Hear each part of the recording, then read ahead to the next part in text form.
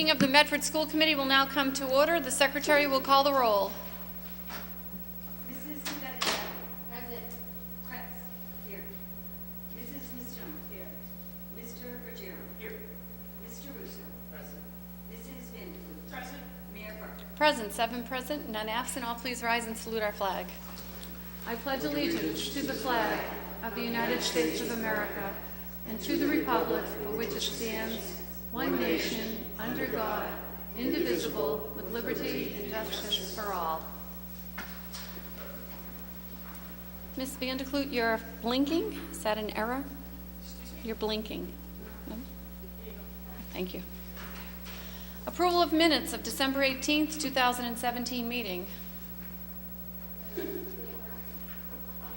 Mr. Benedetto? To know how the tutoring at the Columbus School is going. They're in the meeting minutes. Mr. Superintendent, how is the tutoring at the Columbus School going? Diane will answer that. We've put things in place, but there's some things to go. It still has to happen yet. Yep. Hello, Mr. Benedetto. Hello. Hi. So the tutoring for the Columbus Elementary School students will begin next Tuesday. And we're excited. We have a lot of students in the 3rd, 4th, and 5th grade. We have teachers for all the 4 3rd grade teachers would like to participate. Plus we have some volunteers from the Medford High School that would like to come in and work with our 3rd graders. We have 2 grade 4 teachers that are willing to tutor and a special education and a grade 5 teacher. So we're well on our way. We're still working with the Eastern Bus service, and hopefully we'll have everything in place by next Tuesday. Great. And we are reminding that if we have extra room on the buses, that we're going to fill it up. You know, we have extra room. We've been saying that, but we just need to make sure that Tatiana is able to get the routes in place, because that takes a little bit of time. Okay. But great. yes, we do have room. Okay. And Thank you. thank you so much. Maybe afternoon clubs or something, kids that wouldn't be able to access them now that there is a bus, if we can fill it with some of those students, would open up those opportunities for people whose parents can't pick them up early. Absolutely. I'd be happy to provide you with an additional report once we get started with the tutoring, too. Perfect. Thank you for all your work on that. Thank you. Very good. Ms. Mustone? You're blinking? No? Ms. Vanderkloot? Motion of approval? Motion for approval. Is there a second on the floor? Seconded by Ms. Kretz. All those in favor? All those opposed? Motion passes. Approval of bills, transfer of funds. Mr. Benedetto? I had a few questions. So I had a question on page 11. It says, So if I could, just before you go there, Kirstine is not able to be here tonight, so, I may not be familiar with everything that's there. Maybe we can just hold it for another week. all right, why don't I ask him, and if it needs, each Okay. item, if we can resolve Sure. them, we can move forward and Okay. vote on them? Or perhaps And- the secretary may know. Yep, Yes, I might know that. yep. Okay.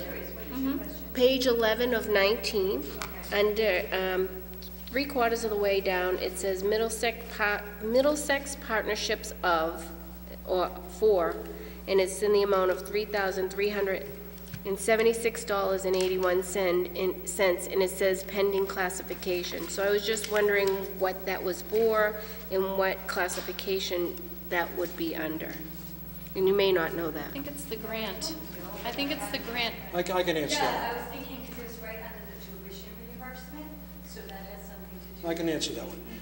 The Middlesex Partnership for Youth is a long-standing alliance we have. Originally started with the District Attorney's Office, has now moved independently because of certain regulatory requirements, but they provide multiple workshops and multiple collaborations with regard to substance abuse, child abuse, mental health, we run all kinds of workshops. And that's an annual membership that allows us to participate. Great, so that explains that. It just was cut off, so it didn't say for youth, and I appreciate the clarification.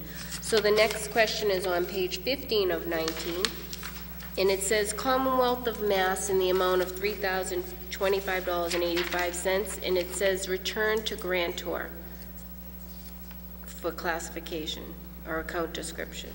Let me take a good look at that one. Page Commonwealth 15 Mass, January 12th, it's up above. About a third down. It's probably a function of funds that went unused. because they could not be applied. Sometimes what happens, these things are for fringe benefits and the like, and if they're not applicable, we can't expend on them, and then we have to return it to the Commonwealth at the end of the grant period. But I can get more specific once I get in behind it. Right, because we want to use every dollar that they give us. Well, sometimes, the categories don't match up. And so my last question is similar to that. It's on page 17 of 19, and it says, the Mass Department of Elementary and Secondary, and it's a refund grantor for $32.50.59. I just don't want to give money back once they've given it to us. Where is this again? On page 17 of 19. Up here? Under Mass Department of Elementary, it's about 6 or 7 down. Again, it's probably for a category that Right. we can't use. So sometimes it's more than most likely in fringe benefits. If a person doesn't take something, we have to put it in the grant. But if they don't take the benefit, we can't expend against it. We have to make a transfer, and sometimes they allow it, and sometimes they don't. Okay. Yeah, I just I'll get want chances on to both. just make sure they use every dollar that we can. We like to, believe me. Is there a motion on the floor for approval? By So- Mr. Ruggiero, question by Mr. Ruggiero. I have 3 questions. Just walk me through them. If we can't answer them tonight, that's fine. The first is on page 1 of 19, the miscellaneous high school charges of $11,000. Can you just explore what that is? Where is that again? It's the first first line line. item, First line. first page, first line. Student activities? That's student activity accounts. I see. Okay. And the Do- next two that follow. Okay. And do we normally break down the schools by activity or by group, or is it just all By lumped in the school. end? Well, that's By school. Medford High School, it's by school. Okay. Ms. Vandekloot? I actually was the one who signed this particular warrant, and every time we go in, there's different groups of bills, and the activities account will say whether a club ordered pizza, whether money is put aside for the senior special day or whatever. So there are, all of the bills are separate, but they're lump summed in this one account when it reports out to us. However, the secretary, who's now Kathy, of course, will see every bill and sign the lump sum, but she sees every single one that we sign. Is it possible in the future that we could have this broken down by club? Because I'd be interested to know if That's certain what's clubs. with the bill. So Ms. So- Kretz sees When that you- with the like, bill so- signing. Yeah, so when you get the bill, it's this big batch, Mhm. and every single receipt is behind, like, so there'll be, like, the total amount will be 11,904, and then there'll be line items and receipts to match every single item. And I'd be happy to show you if you want to come down one day on a Wednesday, and you can sit next to me. It takes about 3 hours, and we can go through it. Okay. Yeah. and you can- Just out of curiosity. Yeah, I mean, definitely, and then it'd be nice to have another person trained, because it is something you have to do every week, Yeah. in case I couldn't make it for some reason. Okay. It does have to be done on a by Wednesday, because then they have to run the warrant, and then they close out on Friday.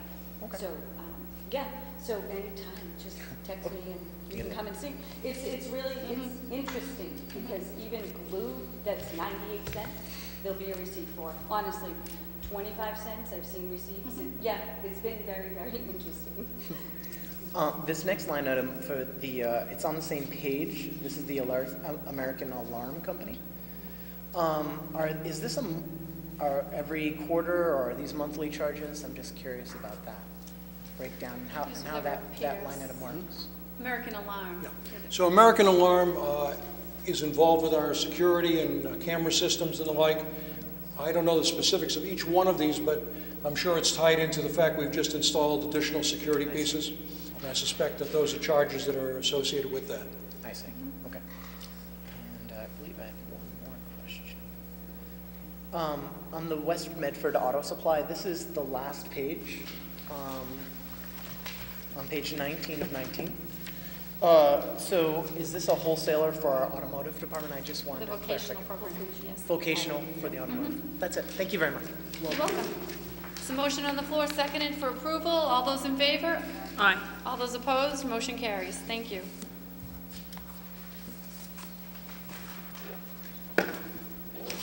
Approval of payrolls. Motion for approval? Second? Seconded. All those in favor? Aye. Roll call. Okay, Mr. Benedetto? Yes. Kretz? Yes. Mrs. Mastone? Yes. Mr. Ruggiero? Yes. Mr. Russo? Yes. Mrs. Vanderklut? Yes. Mayor Burke? Yes, 7 in the affirmative, 0 in the negative, motion passes. Thank you. Report of secretary. None? Okay. The organizational, do I read this? That's the report of committees. That's There are recorded none. afterwards. Yep. None. I'm sorry. Okay. None noted. Report of committees. Report of organizational meeting, January 3rd, 2018. Ms. Vanderklut ran this meeting. So Ms. Vanderklut. the meeting was called to order by myself at 7 o'clock. All the school committee members were present. I stated at the beginning that this was the organizational meeting was to elect a vice chairperson and a secretary for the year 2018. And I also, that this was the only official task of the senior member. Ms. Kretz, seconded by Mayor Burke, placed the name of Mia Mastone in nomination for the position of vice chairman. The roll call was called, and Mia was universally nominated. And then Ms. Mastone put the name of Kathy Kretz, seconded by Mayor Burke, into nomination for the position of secretary, and she was nominated for that position. So we adjourned the meeting at 7:01 under new leadership, and it went great. Thank you very much. Is there a motion for approval of the committee meeting? All those in favor? Aye. Aye. All those opposed? Motion passes. Thank you. The next one is not quite ready yet. Okay, the committee of the whole from January 3rd will be coming to us at our next meeting. Motion to table that report. All those in favor? Second. All Aye. those Aye. opposed? Papers tabled. Report of committee of the whole, January 16th, 2018. This is the size of that meeting. So this was quite a detailed meeting that we held. We called to order. All members of the school committee were present. We discussed several items, one being the school meals charge policy. Do you expect to vote on that this evening? It's Dr. on the Christie? agenda as a specific vote. Okay. So we discussed that. That'll be discussed in greater detail later on. We also talked about the superintendent search. If I could try to go through this.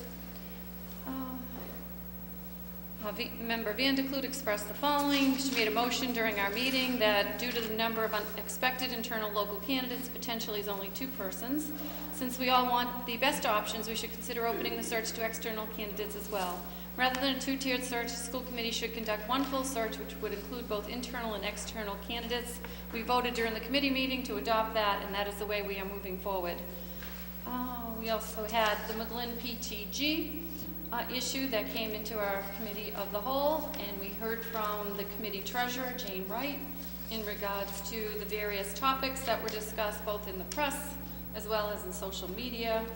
And we moved that, the school committee adopts some policies and procedures, which will be discussed later on in our meeting as well, but found that there were no issues with the actual financials of the PTG during the period that was in question.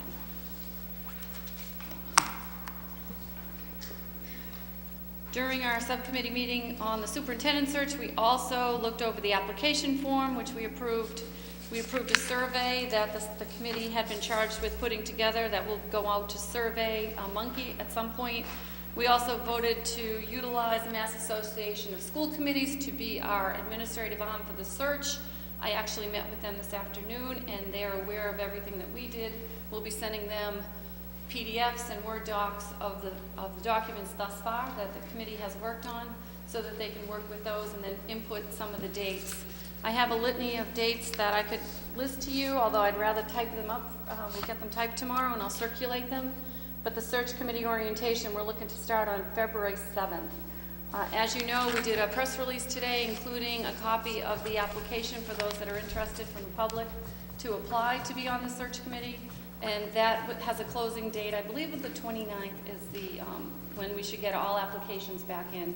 So please check out the website. If you need a hard copy, call the superintendent's office or certainly my office, and we can mail one out to you. And I will get a list of the dates, and we'll get that posted up to the website as well. Is there a motion for approval of the committee report? Yes. Thank you, Ms. Mastone, seconded by Ms. Kretz. All those in favor? Aye. All those opposed? Motion passes. Thank you very much. Okay, community participation. Cheryl Rodriguez, Roberts PTO Community Preservation Project. Ms. Rodriguez?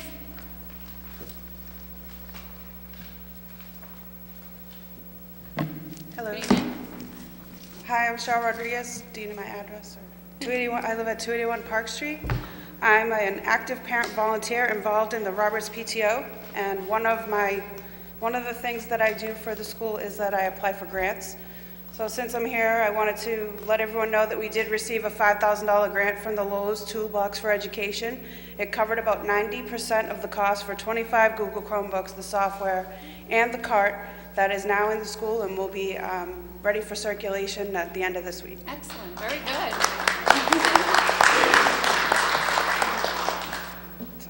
And we used money from the Jingle Bell Festival to Very good. cover How the much rest did of the that Roberts? cost. We made, I don't have the exact figure, but it's a little under $7,000. We were the #1 school this year. Very good. So Congrats. that was great for them too. So today I'm here to ask for support and help for the Roberts PTO's grant application to the Community Preservation Commission for the restoration of our school playground. The Roberts Elementary School is one of the most populous elementary schools in Medford, and our playground, as are all the elementary school playgrounds, is in need of replacement. The worst item in all our playgrounds seems to be the surfacing. So I applied for this grant for a few reasons. One was that I saw the mayor's capital improvement plan at a city council meeting, and it included line items to replace one school playground per year, which was great. And I thought if we coupled it with community preservation money, we could replace 2 playgrounds per year, and everyone could have a new playground in 2 to 3 years. So that would be about 2,400 students in our elementary schools that would all have a shiny new playground to play in. So that benefit would radiate out through the neighborhood that each school is in, because it will allow their family members of the students to enjoy the playgrounds, as well as people that just live in the neighborhood. We've gone through the eligibility phase, and we now have to prepare a complete application. So we don't know exactly how much it's going to cost, and we need help from the district in order to figure out the parameters of what you'll require, companies that we have to go through. This is outside of my scope of expertise, as well as my authority as a parent volunteer at the Roberts Elementary School. We were able to apply with a supporting letter from the principal at our school, but in order to go forward, we need approval and help from the school committee and the district. So I'm hoping that we're going to be able to do that. The application needs to be submitted by March 2nd. I'm hoping that we'll make it through the first round, because that will allow for completion to happen in the summer when the students are not in school, so that they won't have any interrupted recess time, and they'll be able to start September with a shiny new playground. If we do receive community preservation funds, there are other grants that we can apply for to help supplement, but we're not eligible to apply for those grants until we receive funding from the community preservation. So I'm hoping that you guys can help me out. That's pretty much why I'm here. Mr. Superintendent, other estimates for the new school year? I thought Well, we the estimates, vary. It depends on what we decide should be the surface on those playgrounds, because we may not want to go with the same surface. We may want something different, something that maybe is a newer product than what we put in place 15, 16 years ago. And we need to get a better estimate on that. So while this may be an interesting opportunity, we're also looking at the community preservation grant for other issues as well going forward. Generally for us in the second round, and I was going to give you some materials on that at a subsequent meeting, because the second round will be coming up as well, and to look at a larger picture. But I think if we, since it's March 2nd, I think we put it on the table tonight. I'll come back with more specifics and try to give you an idea of whether this is feasible under the community preservation grant, or whether it needs to go through some other process. I think that's probably the best way to go. Obviously, we're glad to get any funding we can get, appreciate your efforts, but to do this right, this is not a $5,000 or a $10,000 expenditure. This could be $75,000, $100,000 or more. Okay, so this is not something that's going to be easily acquired from any one source. Is there a motion on the floor to request an estimate from various entities? Mr. Ruggiero and Ms. Miranda. In addition to that motion, I would like to ask that we move this issue to do 2 of our subcommittees. The first is the buildings and grounds, to see how we can move forward on this issue, and also to see if we could do community relations to see if there are any subcontractors in the town that would be willing to donate Generally, a their- paper goes to one committee, not to two, so if you send it to Building and Grounds, they could do their homework there with Mr. McLaughlin. Then in addition to the estimate, I'd like to suggest that we send this issue to Building and Grounds for more research.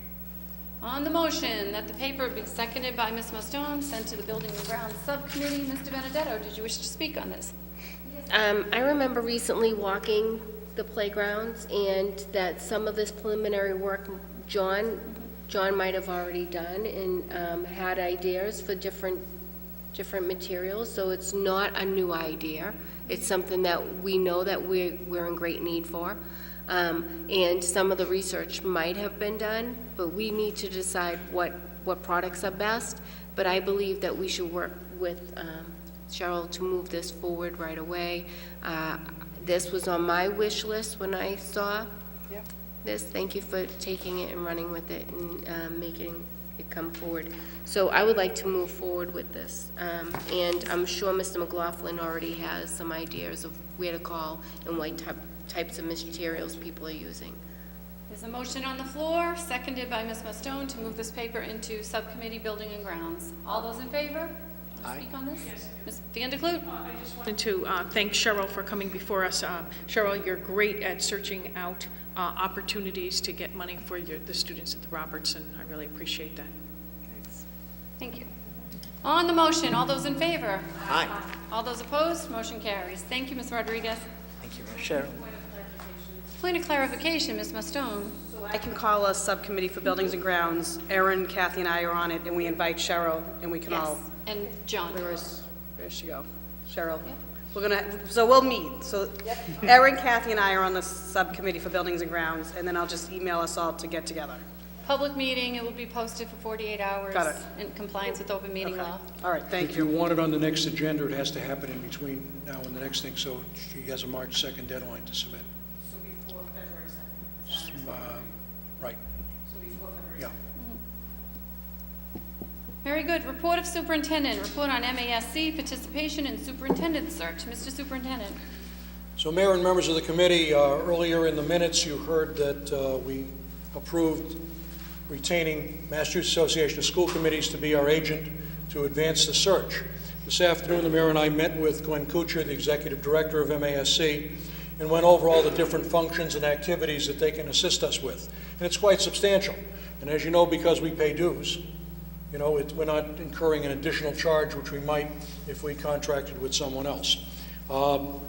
In the interim, we've put a pretty aggressive schedule together. As the mayor indicated, we'll clean it up tonight and get something out to you over the next day or so. But the first schedule was obviously the search committee, and the mayor's put something like that out. But in the interim, just to give you some information with regard to this particular activity, Glenn Kuchar indicated to us that he could distribute our brochure, he could distribute our applications, he could take in the applications as they came in, turn them around very quickly, give us a tiering as to who's eligible and not, just simply by licensure and a few things like that, get it over to the search committee generally within a day, believe it or not, and create the circumstances in which this would go forward. We'd also work on creating focus groups and other aspects of this search, site visits and other things that you may want to do or not want to do. But clearly this will take us into high gear, with the idea being that a decision would be made sometime at the beginning of April. And this is the path we're on. So the report I'm giving you right now gives you an idea that he'll get it out to a wide audience. They'll help us screen the applicants to make sure that people are eligible. The search committee will get every applicant, whether they consider them eligible or not, in hard copy as well as electronically. The survey developed by the school committee, I want to talk to Mr. Rousseau about that. He will assist in getting that out and pulling those results together along with the focus groups. Again, pulling it together so that it takes the burden off any one member to do that, or the administration, to keep it clean. And he'll assist in the preparation of interviews, questions for you to help you develop questions and appropriate information so you can group them properly. Went through a process of how they do that. And then, of course, following up with contract negotiations with the successful candidate or the candidate that you select. So there's a lot here. Clearly, having an agent on board moves it forward, takes the burden off us to do it, and it keeps us on track to have a decision by April, hopefully.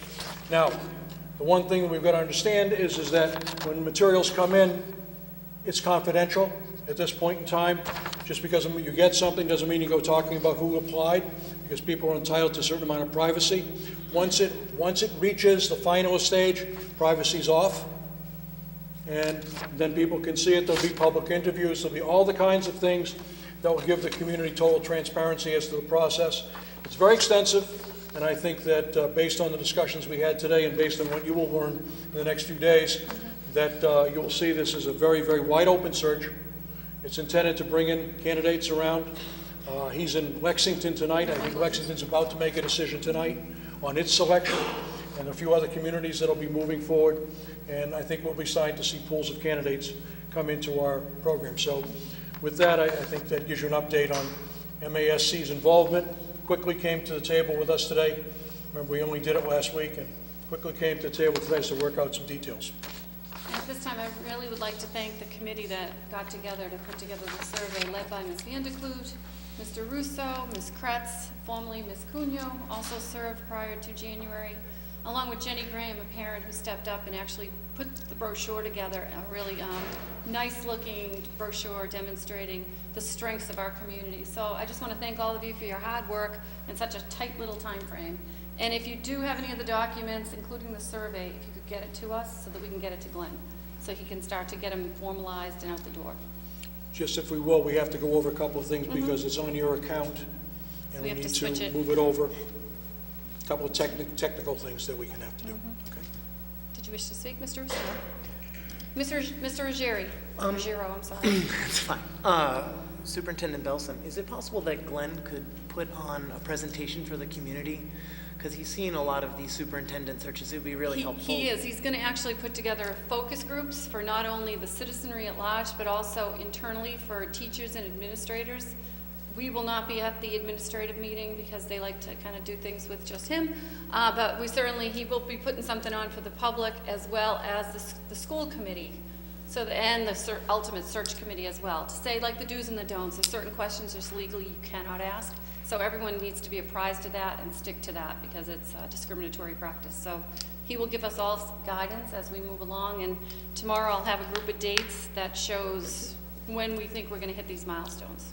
Thank you. Okay. I think, the multitude of activities that you'll see will indicate this is going to be a very public process. Ms. Vandekloot. Thank you, Mayor.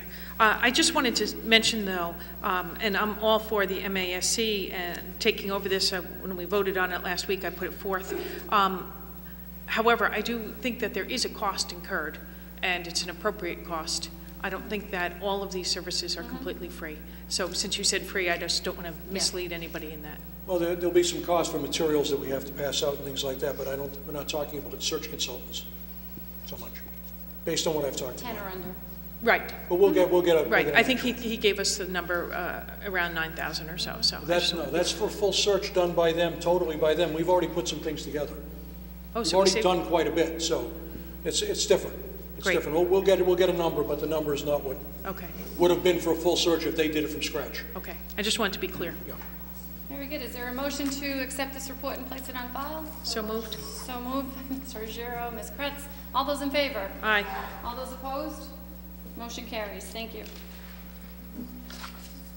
Recommendation to begin search for foreign language director, school year 18-19. So I'm telling you tonight that Rita DiCarlo done an outstanding job for us in foreign language, has announced her retirement.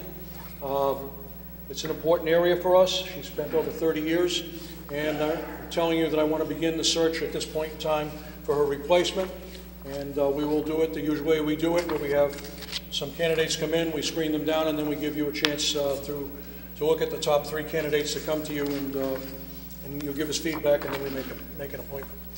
And I'd I've like to actually get going with that. spoke with the superintendent and asked that our diversity and inclusion director, Neil Osborne, be a part of the preliminary interviews. Right. Okay? Is there a motion to receive and place this on file? So moved. Offered by Mr. Benedetto, seconded by Ms. Vandekloot. All those in favor? All One those opposed? moment. Motion carries. Mayor Burke. Ms. Vanderklut. I'm sure we'll have an opportunity later on to congratulate Mrs. DiCarlo and thank her for her work, but it would, I can't let the moment pass. She's been an asset to our community. She's a great lady, and we will certainly need to celebrate her tenure with us and her retirement. Very good. Item 3, report on DESE, Leading the Nation Initiative. Mr. Superintendent. So the Massachusetts Department of Elementary and Secondary Education has launched an initiative which will celebrate Massachusetts and Massachusetts' achievements as leading the nation. Massachusetts, as you know, leads the nation in typical test scores and other kinds of indicators. Also, if you look at the PISA results, the international results, if Massachusetts counts itself as a nation, which we do in the rankings, we're always very close to the top, if not on top. So Massachusetts has decided through the department to celebrate that, and they've begun a project to provide a statewide platform for public schools in Massachusetts to celebrate their great achievements. We've already begun to pull together highlights and other things that are particular to us that go beyond testing, that highlight the kinds of educational programs that we're running, that we believe make Massachusetts not only tops in those categories of testing, but actually makes Massachusetts, in places like Medford, you know, renowned for doing some terrific programs, whether it's Global Scholars, CCSR, or other things that you know, have heard about over the years.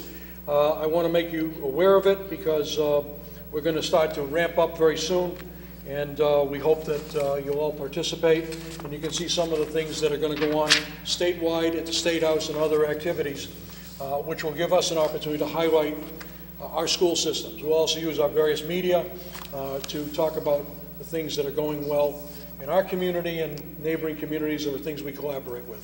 So this is just an informational piece for you right now to let you know and welcome any ideas that you may have. Mr. Benedetto. Thank you. On this subject, first of all, I think this is great in any way that we can highlight the work that our children in our community does. I think it's marvelous, especially not only through this, but in general, I think we need to publicize more and more about the great opportunities the children of Medford have and the great learning experiences they show our community.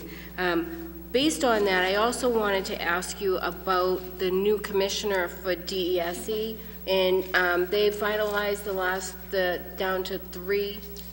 They've actually got some interviews going on, I believe, the end of this week. They'll be interviewing, they've narrowed it down to 3 finalists, a person who's a deputy commissioner in the state of New York, a person who's a deputy commissioner in the state of Texas, and the current superintendent of the Lawrence Public Schools have been designated as the 3 finalists. The board will interview them and potentially even next week will make a decision and make their recommendation to the Secretary of Education, Mr. Pizer. We'll have an affirmation or a veto at his discretion, and hopefully we'll have someone in place very soon in that role.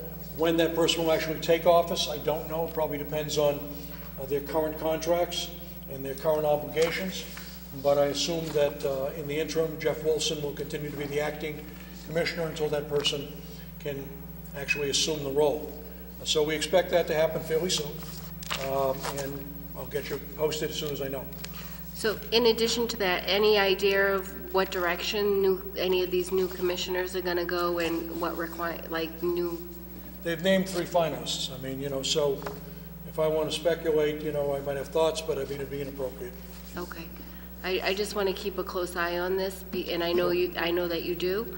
It's just, you know, when a new commissioner comes in, new regulations, new mandates, different things, and not only do you have to advocate for that, but our next superintendent also has to have the wherewithal to do that as well. I'll keep you posted. Thank you. Is there a motion to accept? and Motion place to on file? accept, report, and place on file? Seconded. All those in favor? All those opposed? Motion passes. Report on statewide accommodations for culturally responsive religious observances. So as our community becomes culturally and religiously diverse, more so than it has been, although, you know, there's quite a change. In 1982, 4% of our school population were persons of color. Today it's close to 38%. Get an idea of what's taken place over time. But as we become more culturally diverse and religiously diverse, it's incumbent upon us to actively ensure that our students, employees, citizens are treated with respect and dignity, and that celebrated their personal cultures and religious observances. So adopting appropriate inclusive holidays, observances, protocols do not violate the Establishment Clause of the Constitution.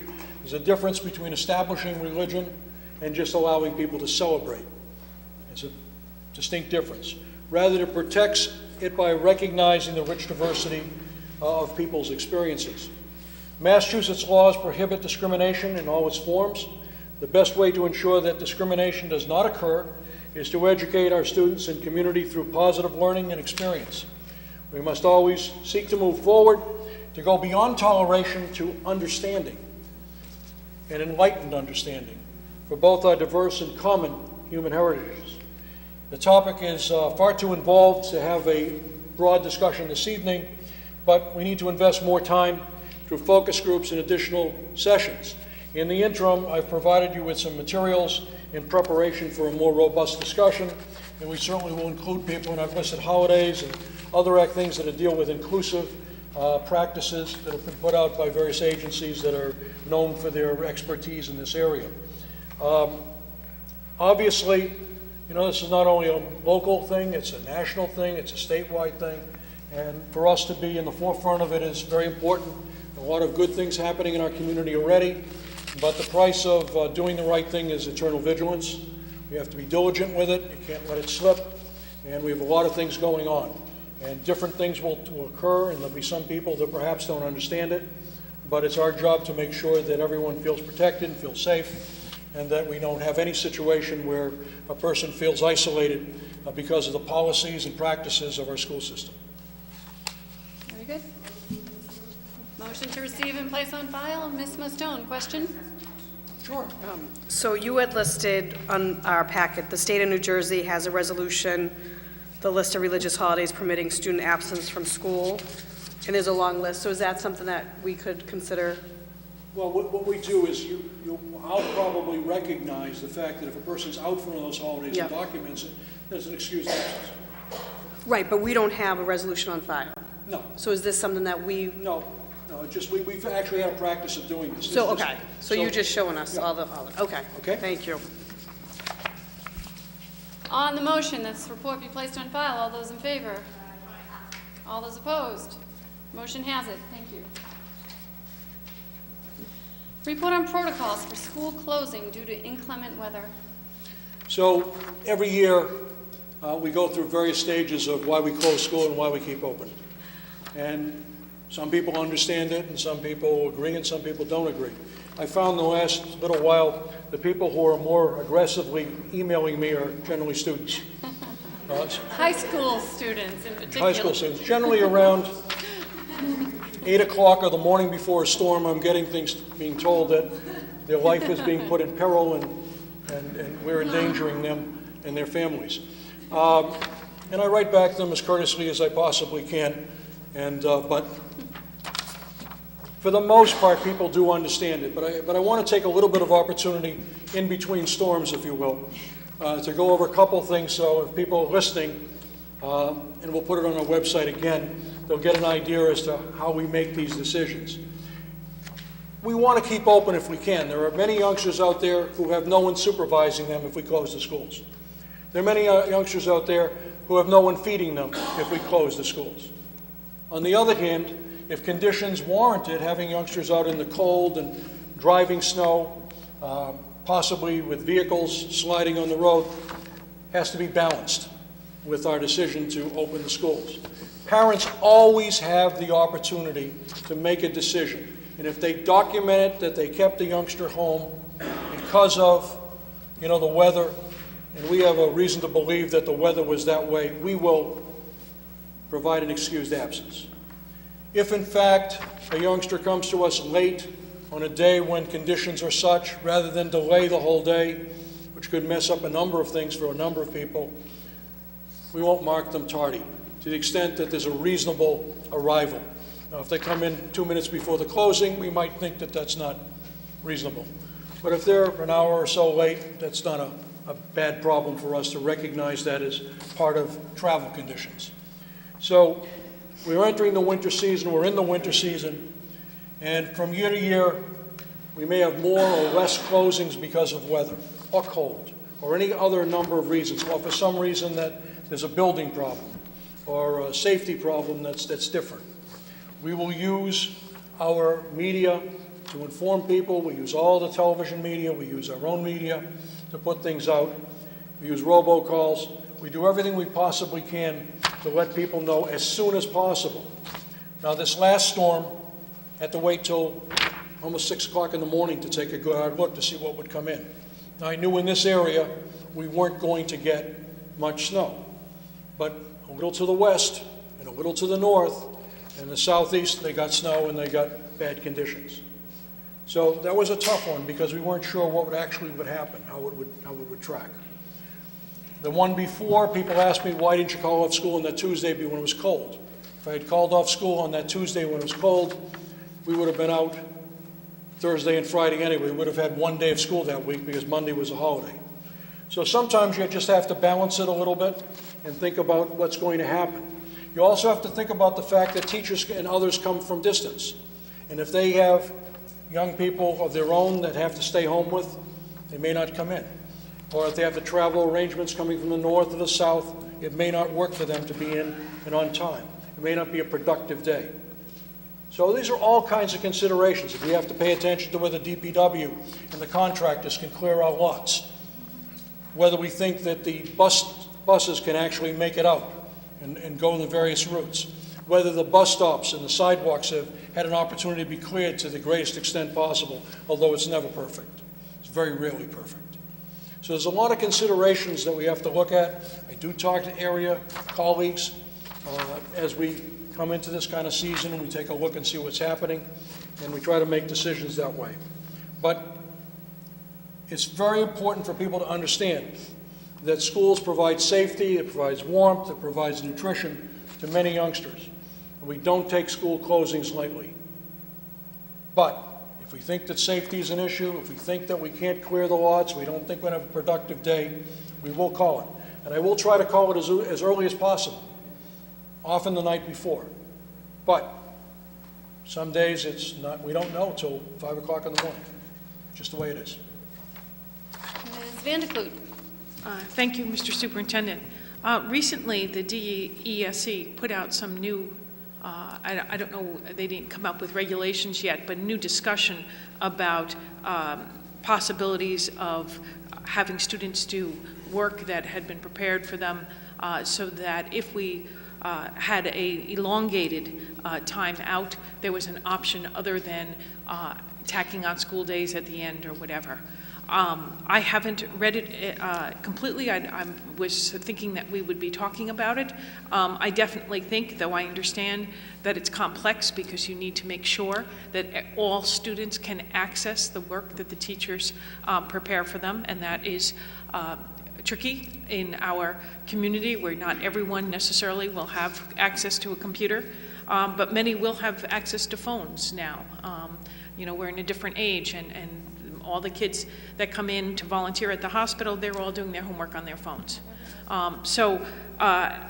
If you're not prepared to talk about that in depth tonight, I think that we should talk about it in a curriculum subcommittee meeting and plan. I see this not so much for the 1 or 2 day absence. I see this in the how to figure out in the event that we have a prolonged week, say a blizzard that keeps us all home, how we're going to be proactive about this. I would just tell you that there are people who, not what you're telling me, you're talking about long term, but there are people who rush to do what they call blizzard packs. I find that unproductive. We pay our teachers to teach 180 days of school. It's not a trade-off to give kids some homework. They're supposed to do homework anyway. And you know, the reality is that we want our teachers in front of students, and I don't want to trade days. Now, if we get hit like the storm of 1978, we're out a whole week or 10 days or something like that, we can probably have a plan in place to send materials out, especially with today's electronics. But I think we should be very careful that we start trading days for short-term days off. But I hear what you're saying. If it's long-term, maybe we should consider it through a meeting. Kretz? I had a question. I did receive several calls from parents who mentioned that the day that school was open, because it was very, very cold, that there was a lot of teachers absent, and most of the kids were sent to lecture halls that were not heated, and they were freezing. The children were just freezing. This is at the high school, and, you know, for example, one of his teachers was in all the other classes, he went to freezing cold lecture halls that were not heated, and it was just really, really, really, really cold. And, you know, students were wearing gloves, and they had the little, I forget what they're called, the heat warmers, right? They had hand warmers, passing them around, and a lot of kids got sick. And I got a lot of calls about that, and I'm not sure if, I tried to identify like what area, I just don't know, but it was mainly that it was really, really cold in the high school. Mr. Yeah. Superintendent? So we sent you out, on that particular day, I sent Yeah. you out attendance and Right. people. Mhm. And the high school was not badly attended that day. It was over 80% of the people that were there. That's pretty good since normal attendance is in the low 90s, and so, and plus teachers, there weren't that many people. There were people out, but there weren't that many people out comparatively to what could have been out. As far as the cold goes, part of the issue was the fact that it came on so suddenly. Certain areas of the building were still trying to adjust. But we can work on the heating system, we can work on different aspects of it, but a lot of people were in school, and for the 80% plus of the people that were in school, I think it was good to have them there, as opposed to shut it down and then everyone's out. We'd end up making it up, and I think it was a day to have, especially that week. Because remember, again, if we called off school that day, we were in school potentially Wednesday. That was a whole week would have been gone. So at least we got a couple of days in. I hear what you're saying. We'll certainly work on that, and John and I will check. Or check the rooms before students are sent to them. Ms. Yeah, Kretz, did you have a that was my follow-up? suggestion, Yeah. If like the lecture halls were not heated, maybe have them go to the cafeteria, and just have, We'll certainly have, yeah. we'll certainly have the principals review that as a practice so that they understand that, check the room out, put them in the warmest places possible. Yep. Mr. Benedetto, then Ms. Van de Kloot. So going back to the blizzard bags, this year actually throughout Western Mass, there are a few schools districts that are piloting the blizzard bags. And with today's technology, there is a lot of online learning happening, especially for, I believe, our high school students who have AP exams, and they take that exam no matter how many blizzard days or how many snow days we take. They have to have so much curriculum covered by that date, and that's the date everybody in the nation takes that test. So by losing days for snow, we are behind kids like in Georgia and California that aren't losing that learning time and who actually might start school in August. They're at an advantage of some of these exams. So I believe the future in education is more electronic learning, more interactive learning, and I believe our teachers are savvy enough to teach those in that way. I know that we don't have a per-child device at this point, and I know that our district would love to move forward with that, but that's a very expensive thing. But if other school districts are doing this in learning, and we can see how they're using it effectively for all students. In Western Mass, there are children that are in all different socioeconomic things, and they don't all have it. We can learn from them, and maybe, I brought this up a year or two ago, actually, when we did have a bad winter, about 2 years ago, when we were going late into June and almost into July, might have been 3 years ago, but I think it is coming towards Medford, and we have to have an open mind with this and start looking at it and, seeing what options are out there and planning for our future rather than wait and see what happens. So I don't agree. I think that, we should look forward to this, if not for this year and the next year's coming. Thank you. Yep. Ms. Van de Kloot. So yes, I just wanted to formalize my thought then, and along with Erin's, I'd like to ask that the the curriculum subcommittee review the recent DESE paper on alternatives for snow days, so that we can begin this discussion. Seconded by Mr. Ruggiero. Mr. Tringali, would you like to speak on the matter? You can step forward if you'd like to a mic. Or you, yeah. Just to speak to the AP teaching over snow days, most of the teachers already kind of take their own initiative individually as to what sort of assignments they can give over that snow day. One of my teachers, just says, always be three days ahead, so that in the case of a catastrophic blizzard, we'll still, be remotely on track. So most of the AP teachers are doing this already, but what I do worry about is kids who don't have as much accessibility to technology. Fairness. Yeah, definitely fairness. And yeah, so I think that most high school kids by now have access to technology, and that's not saying that all do, but teachers kind of work with the students already to kind of work through those snow days. So just to give some sort of... Good to hear. Thanks. Mayor Burke? Ms. Vanderkloot. I just want to congratulate our representative from the high school, Sebastian Tringali, on his recent acceptance to Tufts University.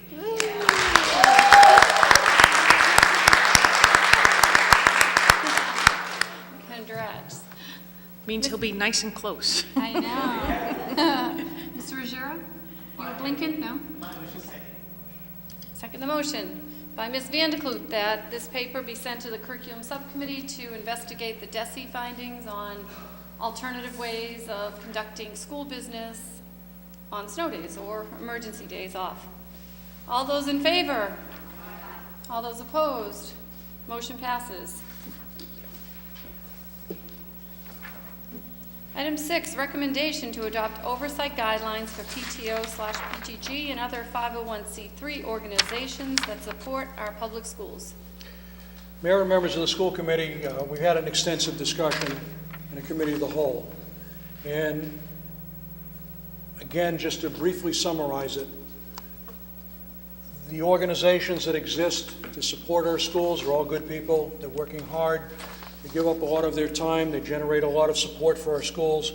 We're very grateful and thankful. However, in order to optimize it, in order to make it more efficient and more effective overall across the city, and in order to tie it together with our own work, it's important for us to adopt some guidelines, adopt some training protocols, so that we can help these organizations do that much better and to dovetail much better with us. So I've put together for you some recommendations to adopt oversight guidelines for PTOs, PTGs, and other 501(c3) internal organizations. And I say internal organizations because I'm not talking about if a major corporation, a 501(c3) gives us money, I'm not going to ask to audit their books, but I'm talking about groups that technically work with us or use our name. So if Michael Bloomberg gives us some money, I'm not going to ask him for his financials this week.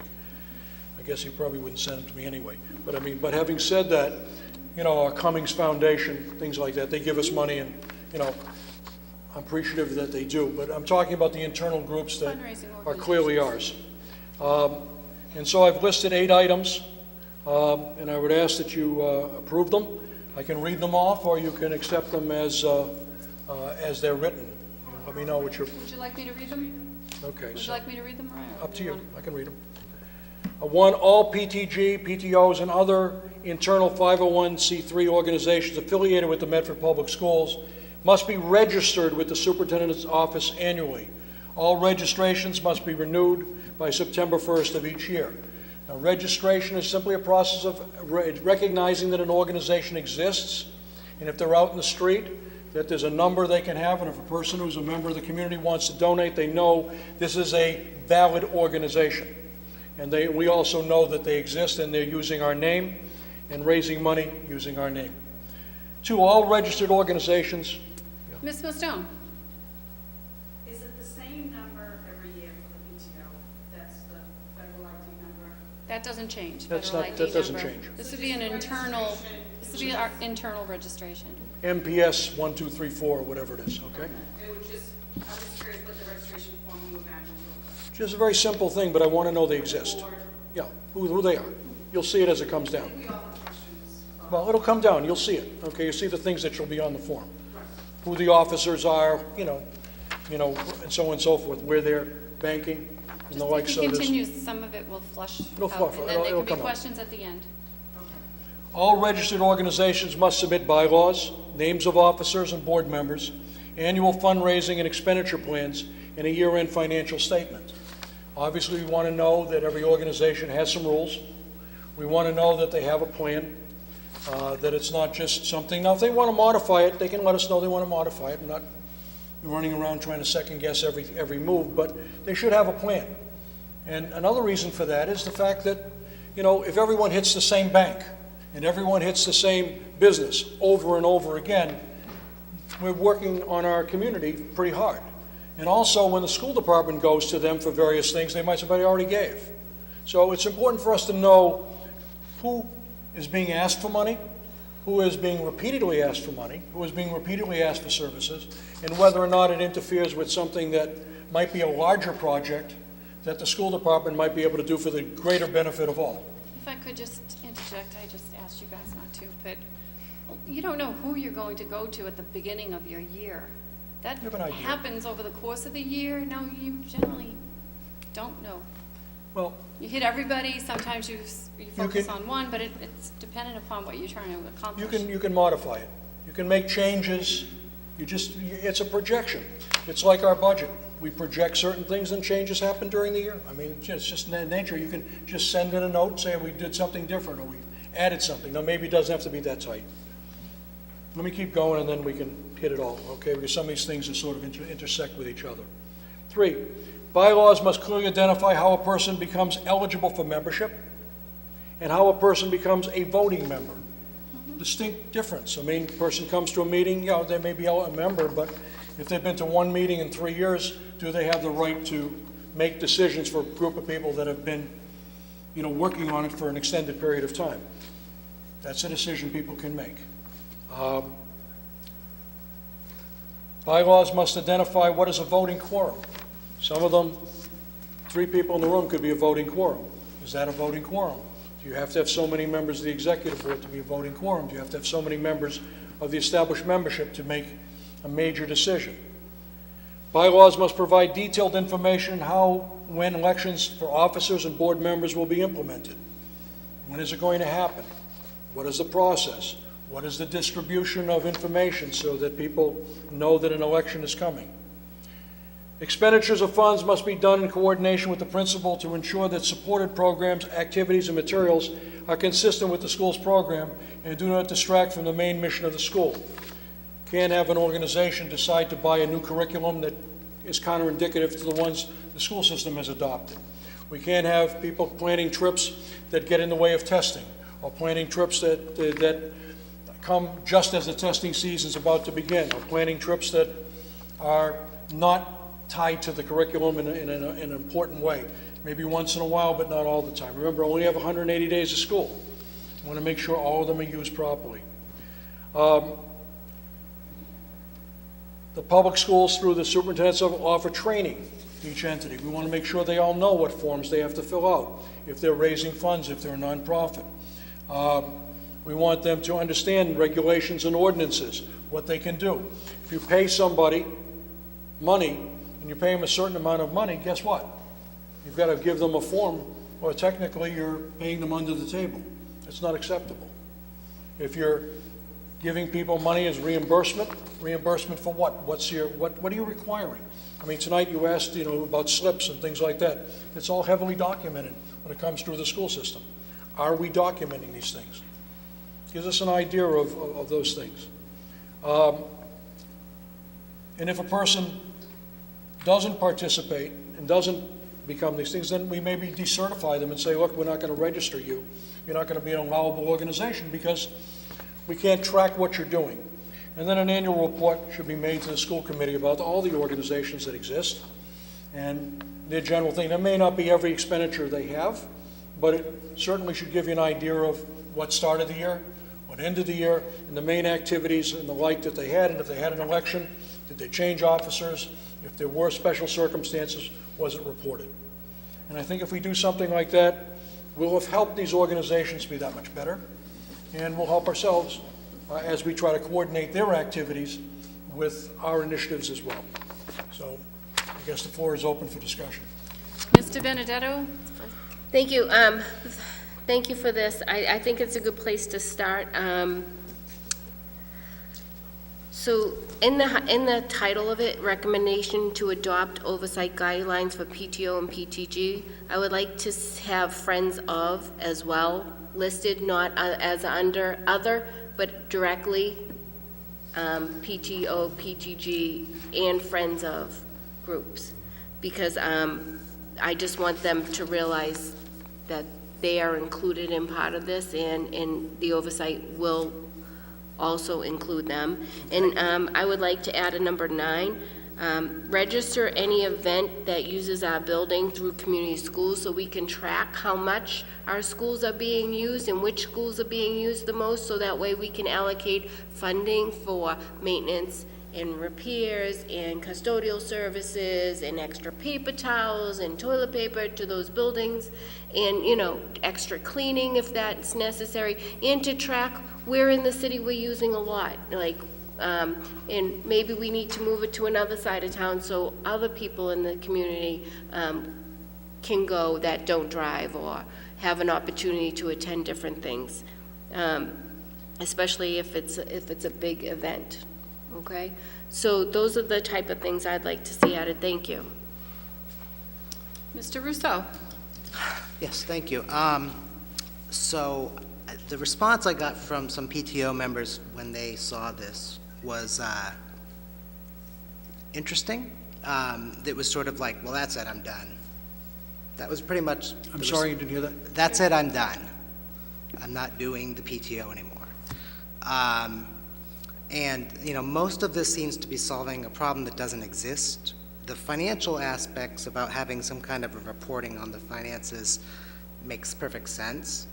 But, you know, the voting stuff, you know, I know of a PTO that nobody can remember having an election because there has never been enough people to show up to fill all the spots in the 6 years that they've been participating. So it's fine to say we should have elections, but when you have 3 people, 4 people, or 5 people filling the 6 spots year after year, adding one more thing where they have to post that there's going to be an election, print it, get it distributed to all of the families, have an actual meeting so that the 3 or 4 of them can come together with their cookies and say, I guess it's us again, but don't forget to take a roll call. And, you know, that kind of effort doesn't seem like that big a deal, but, you know, when you add things like the training, so if it's going to be the same treasurer for 7 years in a row, are we going to make them go to training 7 years in a row, or we decertify that organization? I mean, we can certainly do that, but we're going to have a lot of trouble finding any treasurers. New treasurers. Possibly to new treasurers. Making it I available. think we're looking at people who don't have experience. Obviously, if a person's been doing it and doing it successfully, you don't have to go to things. We don't have our teachers take courses that they've already passed and know. Sometimes there's a refresher, sometimes there's new rules, sometimes there's new forms, you know, that need to be filed, sometimes there's changes. That may work. As far as the governance structure goes in elections, if there's no one running, you just simply certify it through the principal's office that we only have so many people. But you've got to let people know, because, I mean, one of the complaints that we heard, rightly or wrongly, I'm not taking sides on this thing, was that people didn't know how you become an officer or how you participate. And theoretically, under the school councils, you're supposed to have that election every year. It's required by the statute. Now, I know it doesn't always happen 100%, but it should. You know what I mean? Or at least there should be some declaration that the only people that applied for these offices or want to do it are a handful of people, but after a reasonable attempt. I think we've got to do that, or else, people say, well, I'm not involved, I don't get involved, they don't consult me. I mean, what's part of the discussion? Are people consulted? Do they have a chance to participate? I mean, one of the issues I think you raised, during the campaign was community engagement. Well, does the PTO engage the community that it represents? I don't know. So, I think there's a balance here. I don't think we have to make it into, a very rigorous process, but I do think there should be some notification that there are officers available, there are board positions available. Would you like to participate? Just a thought. Okay. Can I continue? I do think the, sort of slightly off that topic, the issue of other 501c3s, I mean, I think about like the Medford Education Foundation. I mean, they are about Medford Public Schools. There's like Friends of Baseball, Friends of Rowing, Friends of, that do a lot. But we don't want the MEF to have to go through this. Or do we? I don't, They're using the City of Medford's public schools name. we do? Okay. So that kind of gets back to my very first kind of the question I didn't ask yet was, so the PTOs were not consulted for this, correct? I mean, No, we haven't done a wide sweep on that. No. So, I mean, I just feel like that this should at least, that they should be part of the conversation on what would work. You can make a motion that this be tabled pending, or send to a subcommittee if you, I'd like to make a motion that this be sent to the, is it the Rules Subcommittee? could be rules. Okay.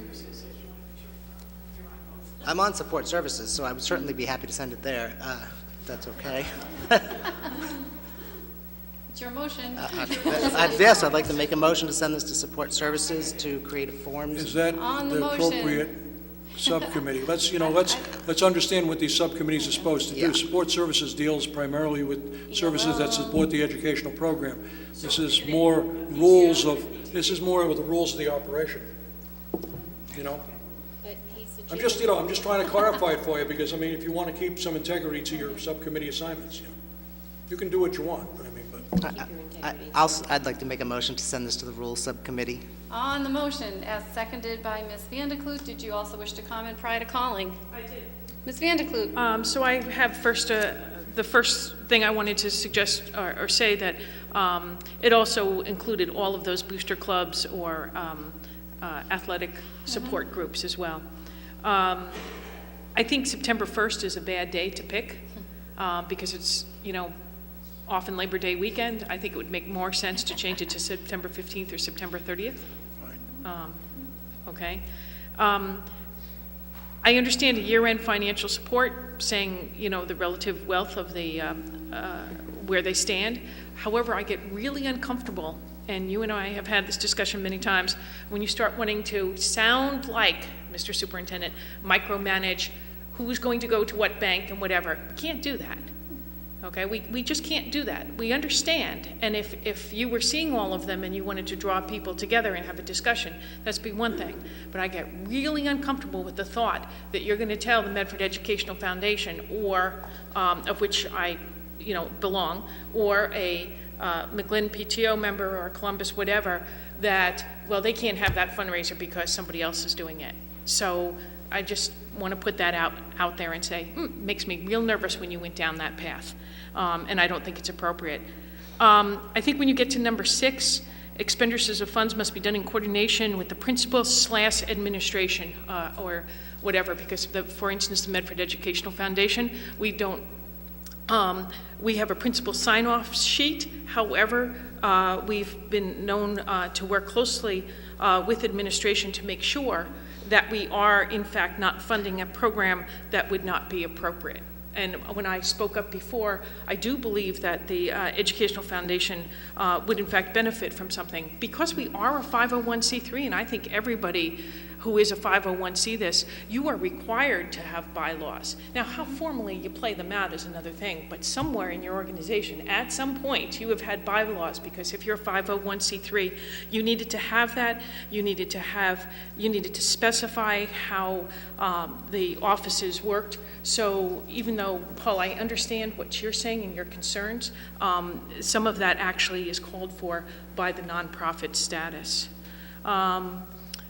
Anyway, otherwise than that, I think that we can send it off, but those were some of my initial concerns. Thank you. Mr. Ruggiero? Yeah, thank you, Mr. Superintendent, for putting this forward. I'd like to, seeing that we're sending this to subcommittee, I just want to add another item that we draft material that can be used to help these groups, maybe like a sample bylaws. Could be set up, not that anyone has to follow them, but just like a template. We have a recommended set of best practices that we could put in maybe a binder that we could put together for different PTOs, just to help them have the best process possible. Yeah, I'm just we're adding items on the list, right? We're at 9, so. If I could, just from the chair, item 2, I think it goes back to your question, Ms. Vanderklut. All registered organizations must submit bylaws, names of officers and board members, and then it says annual fundraising and expenditure plans, if that could just be an annual budget. And at the end, in a year-end financial statement, including the Form 990 and state filings. You have to do it to be a 990, to be a 501c3, you have to file with the state, and you also have to file with the IRS. So why not make it part of the package at the end of the year? They submit it to us, and then we have, everything's copacetic as far as filings. So if we could send this document as amended to the Rules Committee, which Ms. Kretz will chair this year. There's a second on the floor by Ms. Vanderklut, motion by Mr. Russo. All those in favor? Aye. All those opposed? Motion has it. Do you want me to list the amendments that were proposed just now? You're all good with, okay. Why don't we, we'll get it from the minutes and then we'll move it over. Mm-hmm. Yep. Ms. Vanderklut? Before you move on, though, I do know that there are members of the Leland PTO present here tonight. I don't know whether you wish to make any statement or whatever. We did for the original minutes earlier, and I just think that because they did attend, we need to say, are you good? Are there any PTGs out there that would like to speak on this topic? Certainly, if you'd like to step forward. Your name and address, please, for our record. My name is Louis Perdomo. I live at 44 Washington Street. Just on your comment, I'm sorry, I can't see your name. Mr. Russo. Mr. Russo, on your comment on the sort of three, when there's 3 members at a time, and they're always there at all times, and usually nobody else joins, it's usually those 3 people. The problem with that is that they're not engaged in the community. When there's 3 people all the time, that means that those 3 people are not doing whatever they're volunteered for. So they're not, in the sense, engaged in the community. So in the sense of looking for that, when you see just 3 people there all the time and nothing is being done, that's when you sort of say, okay, what are you guys really doing? And that's sort of for the comment that you were saying, is like why these people need the training or other stuff. Well, maybe they do need training to actually address those deficiencies that yeah, they're not engaging, they're not talking, because I've been a parent from the McGlynn School, and I cannot recall the one time that somebody from the PTG approached me and said, hey, listen, you're a parent, would you like to join this organization? And that's why I'm sort of saying this now. Thank you. Thank you. Is there anyone else that would like to speak? Hi, I'm Cheryl Rodriguez again, 281 Park Street. I am an active member of my PTO. No one personally approached me, but I can tell you that my PTO sends constant flyers. They have events almost monthly. Every PTO does this. We have Facebook pages. Some of us have Twitter accounts. We make every effort to have people join. I'm not a board member on a PTO. I went to a PTO meeting and I raised my hand and volunteered. I've added programming to my PTO on a voluntary basis, and people do the best that they can. I've gone to meetings where there's been 3 people, and I know for a fact that a flyer's gone out, that a flyer's been on the window at the school, that we've posted it on our Facebook page, and there's 3 people there. And that's not because we're not engaging our community, because we have signs up at every event that things are going on. We send out emails. There's only so much that you can do, but you have to be realistic. When I had my first child, I worked full-time and I did not volunteer at the PTO. I did not have the time or the bandwidth. I'm lucky now that I can and I do. And I appreciate that a lot of people are not able to do that, and I don't think that we should be disparaging people on either side. People that do have the time to volunteer, great. People that don't, you know, that's fine too. We're here for all of the children. We do fundraising for every child in all of the schools, and we're not singling out and go, oh, Johnny's mother didn't help, so he doesn't get a t-shirt on field day. So I think we need to remember that, and I hope that some of your recommendations will include ways to help some of our PTOs, especially those of us that are in high needs districts, high needs areas, where our parents do work 2 jobs, or our parents don't speak English, or they have special needs children they have to attend to, or they have 3 or 4 children, and packing those kids up and coming to a PTO meeting isn't possible. We even tried to do our meetings on Facebook Live, and it didn't increase our attendance. So we're all doing the best that we can, and I hope that the district is able to help us, because from year to year, some PTOs find that it's really hard for them to afford that $8,000 to $10,000 that we need for the buses, or that field day event, or that in-school enrichment, and we do the best that we can. Sometimes you run a fundraiser and you think you're gonna make $1,000 and you make $500, and you have to add another fundraiser on the fly because you're not gonna cover those bills at the end of the year. Thanks. Thank you. Ms. Vandekloot.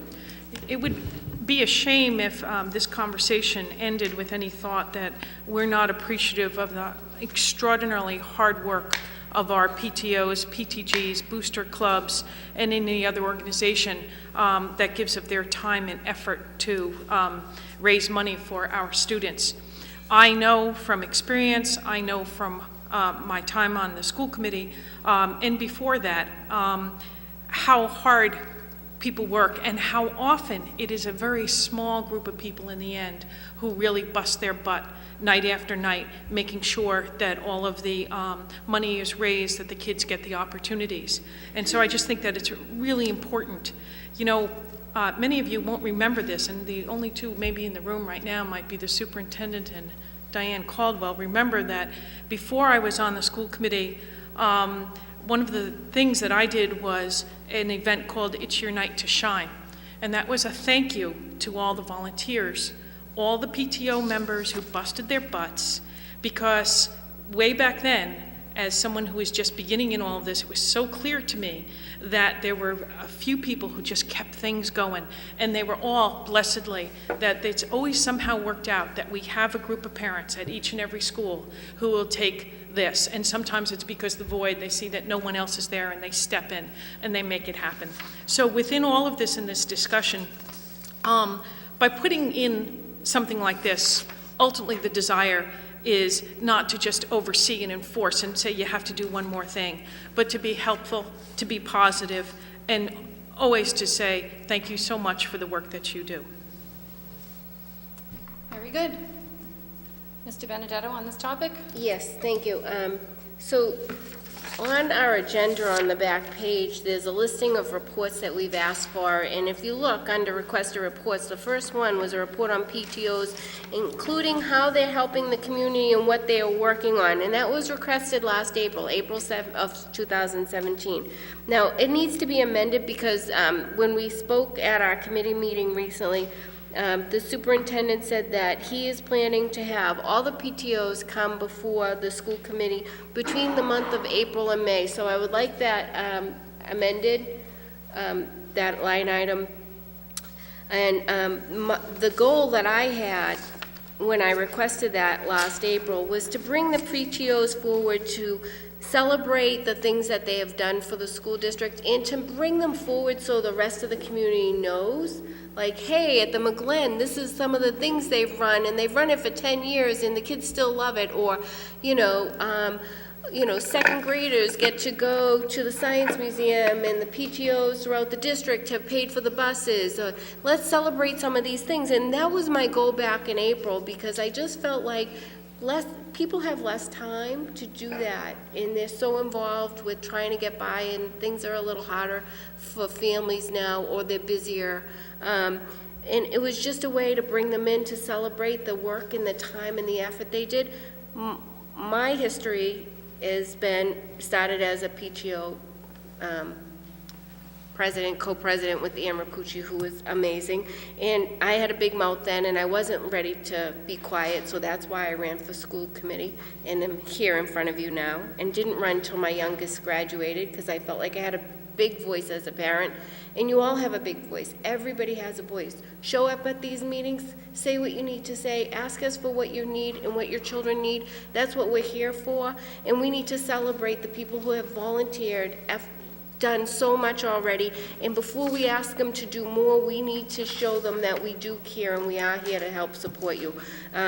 So I just want to applaud the people here tonight and encourage more people in the community to come forward and ask the superintendent to amend that piece, so that way we do have the PTOs come in April and May of 2018, and we should invite the press so that they get a list of all the wonderful things that have been happening, not only this year, but years past as well. I think it's time to celebrate some of the happenings in our community. So that's my request, Madam Mayor. Thank you. Thank you. Ms. Wright? Good evening, Mayor Burke, Superintendent Belson, and School Committee. I'm Jane Wright, Treasurer of the McGlynn Elementary PTG. I was not planning on speaking tonight after last Tuesday's school committee meeting when Superintendent Belson reported there was no malfeasance found in the finances of the McGlynn Elementary PTG. However, Mr. Ruggiero continues to perpetrate lies and misunderstandings on social media. I had anticipated after last week's meetings that there would be an effort to move forward with Superintendent Belson's recommendations, as reported out in his findings. I look forward to that effort. However, it seems that Mr. Ruggiero feels compelled to continue waging an assault on my integrity and the PTG, notwithstanding the superintendent's findings and recommendations.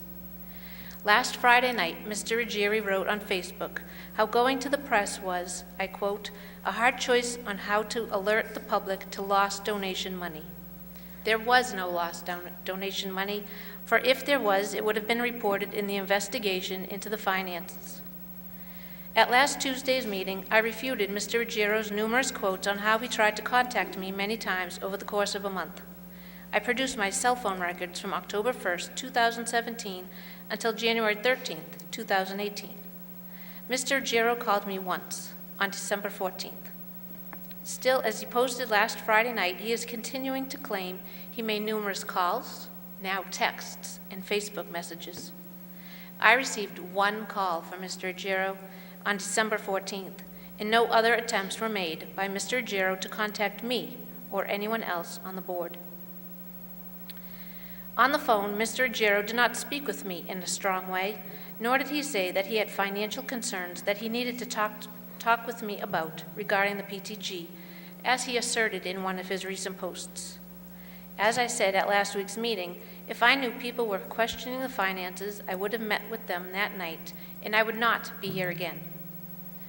At no time prior to December 22nd, when one mother asked me about the financials, was I approached to discuss the PTG finances. And yet, the article came out a few days later, alleging, as Mr. Ruggiero still claims, I was asked multiple times about financials. This is simply not true, and I have made my phone records readily available to substantiate the fact. I rescheduled one meeting on December 28th, not a whole host of meetings, as was written by Mr. Ruggiero. Even though I rescheduled that meetings, I sent that information to be shared via email. Mr. Ruggiero continues to post about the bylaws the parents asked for multiple times. Yes, they should have been made available sooner, and I take full responsibility for that error. In fact, I apologized to the parents in our December meeting before the transcript article was published.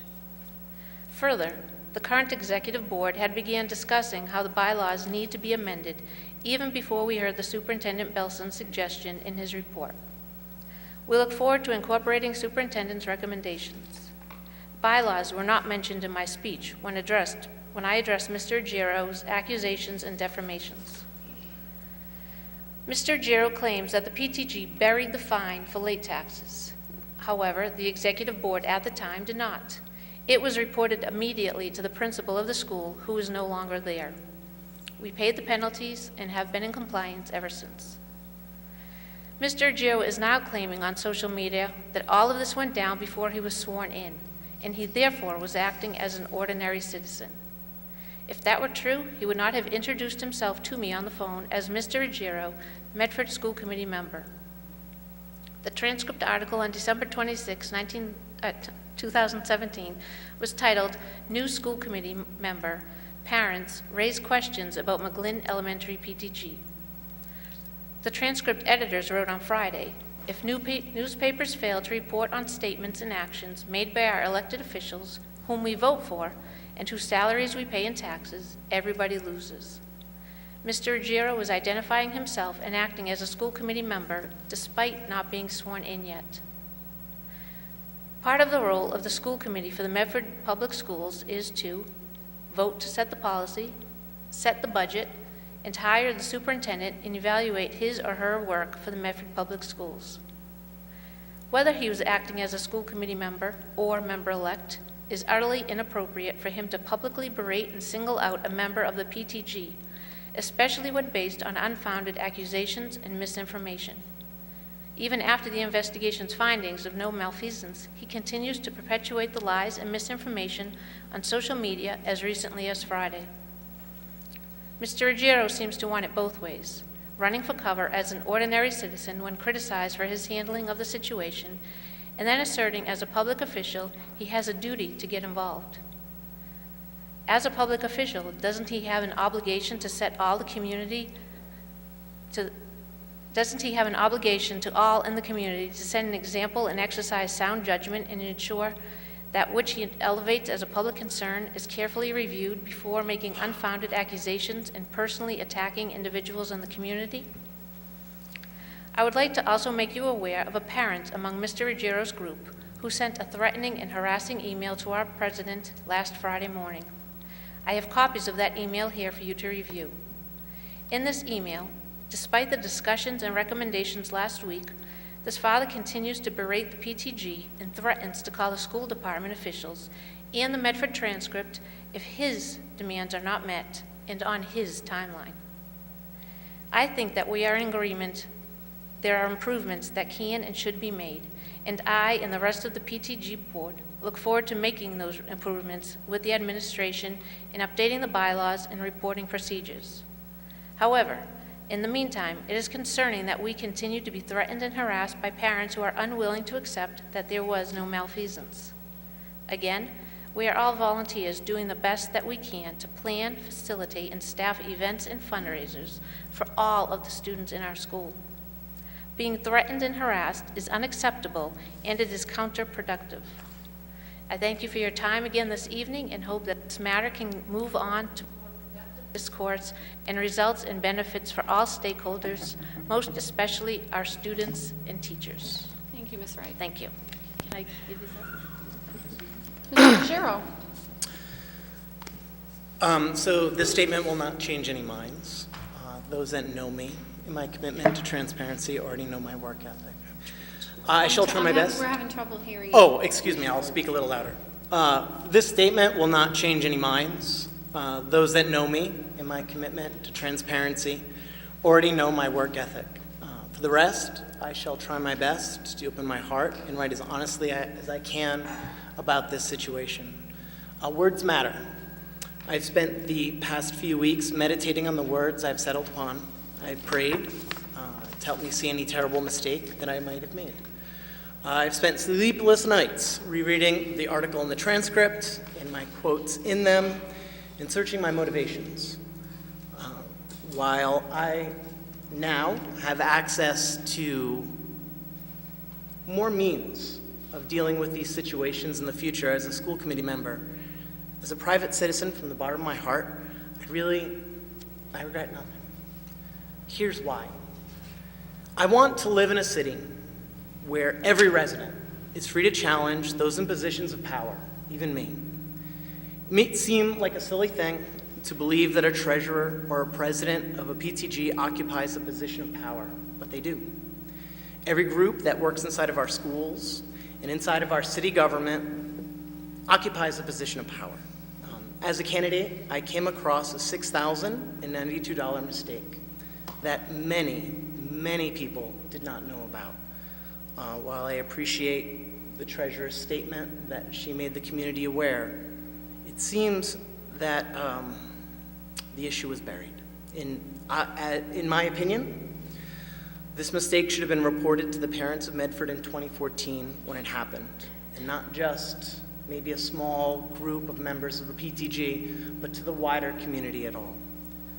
To my knowledge, neither Roy Belson nor many of the other parents knew about their losses of their donations. So after great deliberation with many of the parents involved, thinking about what kind of example we wanted to set our children, we decided to report the error to the people of Medford. I never once labeled any member of the McGlynn PTG a crook or a criminal or a monster. As a matter of fact, I never mentioned any names in any of the correspondence that we had in the transcript. In my heart, I knew that hard-earned money was wasted, and the people of Medford deserved to know. So we called for transparency. To the undecided in this room, I ask you, did you elect me to stay silent when I found evidence that money was wasted? Would you have preferred that I stand mute? If I find evidence that our schools have not used money properly, I'm going to speak up. I serve at your pleasure, but I will forever stand as a fierce defender of the values I cherish in the city I love. The treasurer and the president of the McGlynn PTG seem convinced that they run a tight ship. God bless them. They have worked very hard, and I appreciate all the time they have invested. But here are the facts. The laws of their group demand they present financial information when asked. They didn't. The laws of their group demand they keep their rules and their ledgers handy at every meeting. Didn't happen. Their rules require a budget at the beginning of the year, but it wasn't provided. Mothers felt belittled and humiliated. How dare parents ask questions, eh? I have no doubt that every single parent at the McGlynn PTG love the children and want to help our city grow. Nonetheless, you can't play fast and loose with the rules. You would think that after stumbling into such a chasm with the IRS, people would be a little more cautious. Those are the facts. But before you go, I think it's really time we can move forward. There's a great proposal on the table here. Parents will have financial information now when they're asked. Our school committees will work to help parent groups become as effective as possible. Training will be provided. Never again will thousands of dollars be lost into a hole. I think this is an exciting time, and I think we have a great proposal here. And I hope everyone in both sides of this issue look forward to moving. Thank you. Thank you. Ms. Vanderkloot. Mr. Ruggiero, as a new colleague, I want you to know that I have no doubt at all that you meant no harm, that you meant to be speaking up for parents, and in fact were responding to parents' requests. I know that, and I know that you did it thinking that you were doing the very best thing. I have absolutely no doubt about that at all. I don't think you meant to be heavy-handed. I don't think you meant to cause this uproar. I don't think so at all. I do think you were inexperienced, and frankly, you learn. Because you see, you know that it's caused great upset. That was very evident the other night. We agree that we've now got some new things that have come out of this, maybe, and maybe that's all for the better. But there were some really hurt feelings. The treasurer has asked for an apology. Saying I'm sorry doesn't cost you anything, and it would help to move on. I understand that you didn't mean to hurt, but frankly, you did. It happened. It's happened to me. I didn't mean to, but it did, and I said I'm sorry. Sometimes those two little words are just the easiest thing to say if they're heartfelt and meant, because I truly believe that you meant no harm. I look forward to working with you. I look forward to figuring out what it means to be a team. You and I have already had some discussions about personal styles, whatever. And, you know, in my view, it is time to move on, but in order for that to happen, you need to say something.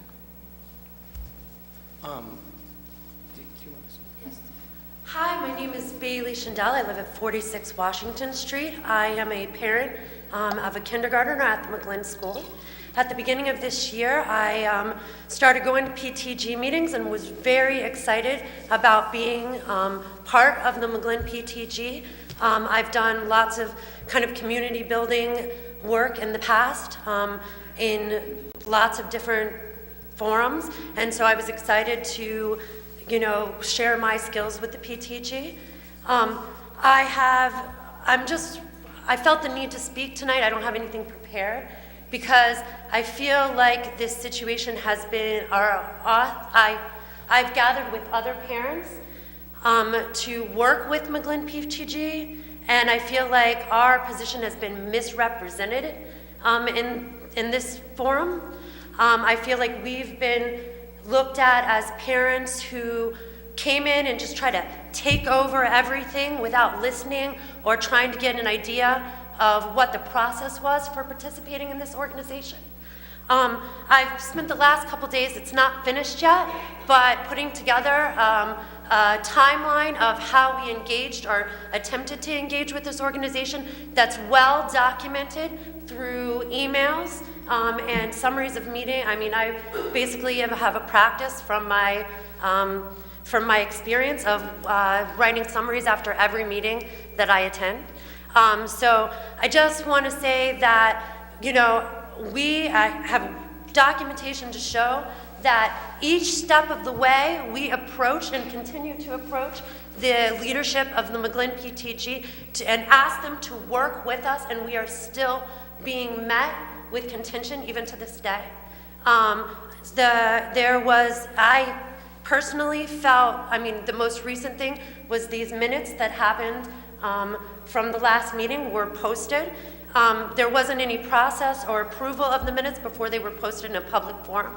The minutes were not representative of the meeting that we had. I felt specifically like I had asked for certain information from the McGlynn leadership and that was not recorded in the minutes in any way.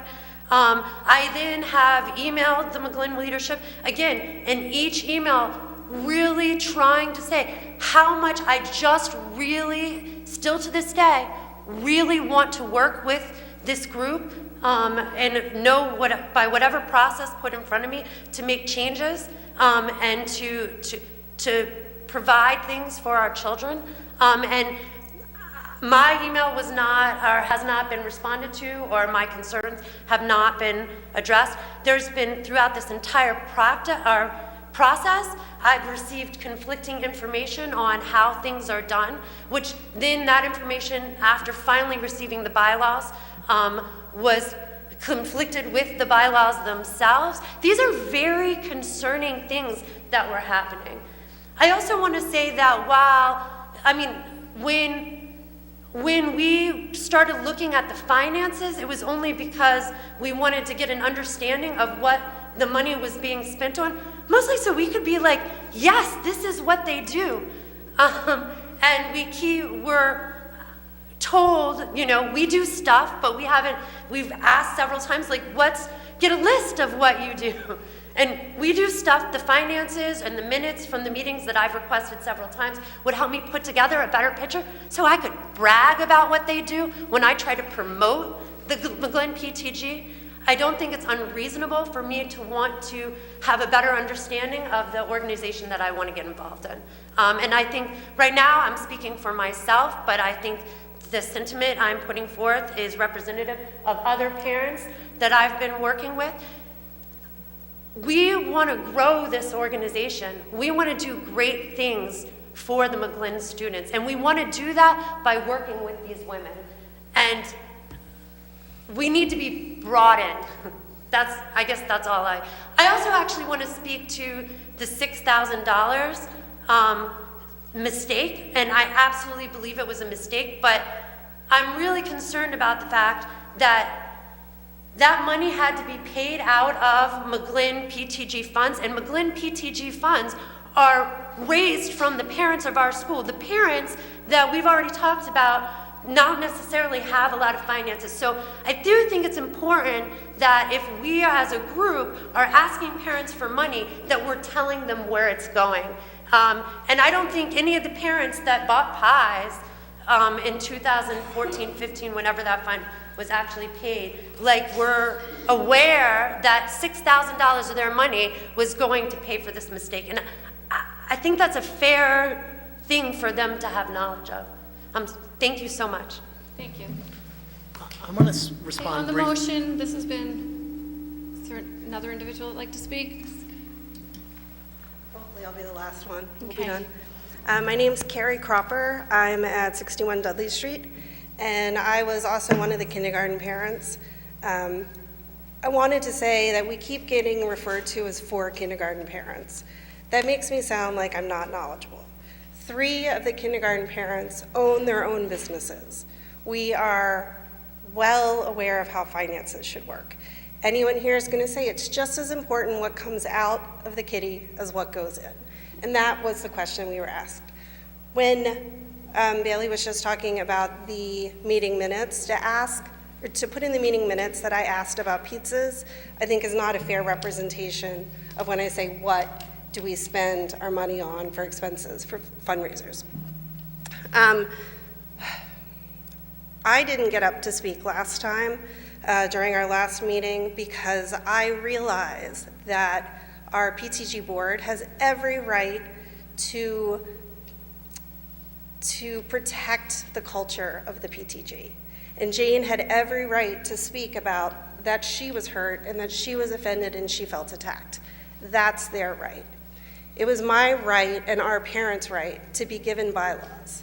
It was unfair when we asked 5 times over the course of 30 days, which is standard, to be given bylaws, and we were not given them. It was unfair to stand in their presence while they held the bylaws and did not give them to us and said, we're not sure if this is the correct version, we will get back to you. That was unfair. Since then, we've seen that the bylaws are not always what we're told. The night that they held the bylaws and didn't give them to us, we clarified what are our voting rights. And we were told, you don't have voting rights. You have the right to vote us into the board. We will listen to what you have to say, but you don't have voting rights.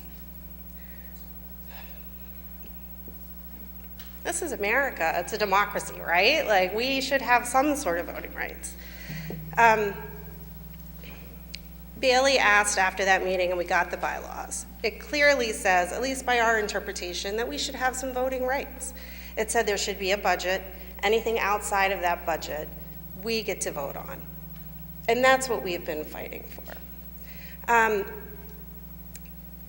You guys don't know me, but my family, my mom was a commission human rights relation person for 25 years for the state of Delaware. And my dad is a retired police officer. I grew up in a family of civil service. And I've never stood up and talked. It's not who I am. But I find myself angry and standing up and unable to sit down because I feel like this is not what it's about. It's about doing this for our kids. And when was the last time you were at a meeting and the 2 people beside you said, I will get in and help. I will build you a website. I will throw some fundraisers and pay for them out of my pocket and grow this community that is the McGlynn, and we really can be great. And you look around at Medford, and we all chose to be here. We chose to be parents at the McGlynn. We all, if you talk to us, we all looked at private schools. We all talked about, well, maybe we'll petition to go to the Roberts. We live closer. And we chose the McGlynn. So I don't think I should be maligned because I need to buck up under this is the way it's always been and this is the way it will always be. Medford as a city is energetic and it's changing and it's a really exciting place to live. And I think looking at these PTG laws and moving forward with them, it would be a really, I'm just excited about it. I feel like it's a good starting place. My only request is maybe you could also encourage a mission statement for these groups that does not strictly say it is a top-down policy, but that it is also a bottom-up listening structure. Thank you. Thank you. Okay, we're going to move this. We have a lot on our agenda tonight. Thank you so much for being here and giving your side. And we certainly will move forward with the Committee on Rules. Subcommittee will be looking at the policy and procedures going forward. Next item up is item 7, negotiations and legal matters. I ask someone to move suspension of the rules to move to the end of the agenda. Mr. Russo, seconded by Mr. Benedetto. All those in favor? Aye. All those opposed? Negotiations will be at the end. Old business, recommendation to adopt USDA revised required school lunch charge policy.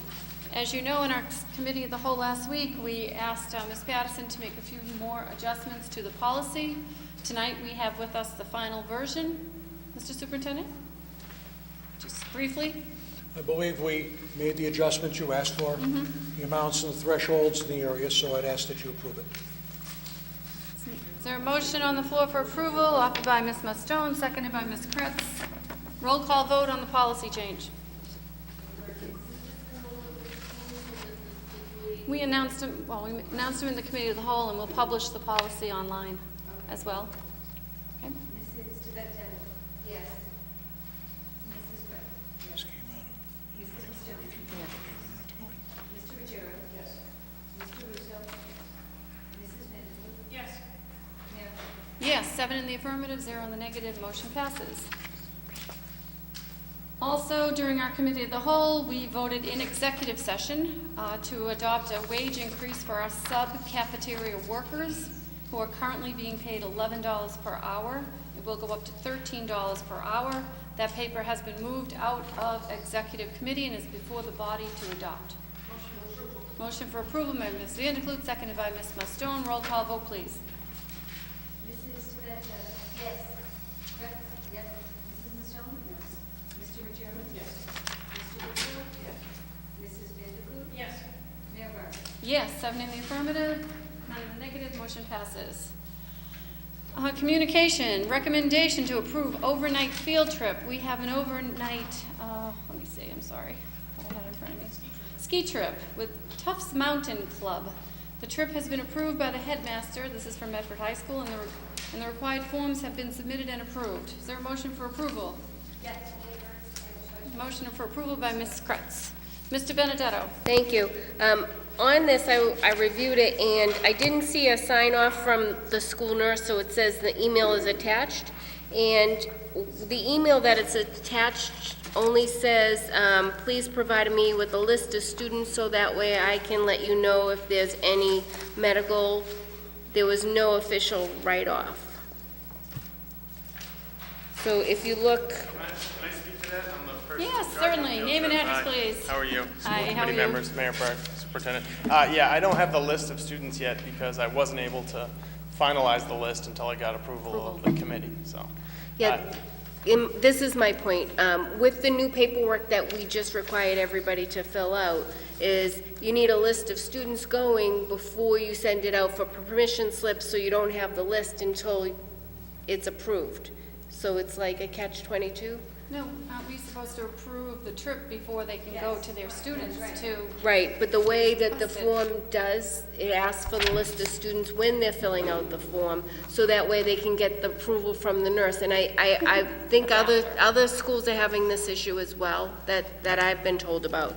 So like the nurse can't tell you how many children or if any children have any medical issues that a nurse may be necessary, or medications may be necessary, or delegation of medications may be necessary. So we might need to re-look at this event. Yeah. So we need to change this, and I'd like you to look at that issue. I know we've talked about it on the phone this week, Superintendent Belson, and so like if this, I'm noticing this problem here. So we need to get initial approvals going and then provide a list and then the nurse thing, which is difficult because then you gotta estimate what the cost of the trip is with or without a nurse. So we want to make it less bureaucratic. Simple. I mean, let's keep it simple. Let's keep it simple. Obviously, if there's a situation that requires an additional cost, we'll bring it back to you. But if there's no such, cost, let's not make people come back and forth 5 times. I mean, the goal of this was to be inclusive and to provide appropriate care. If it turns out that we have a situation, we'll bring it back.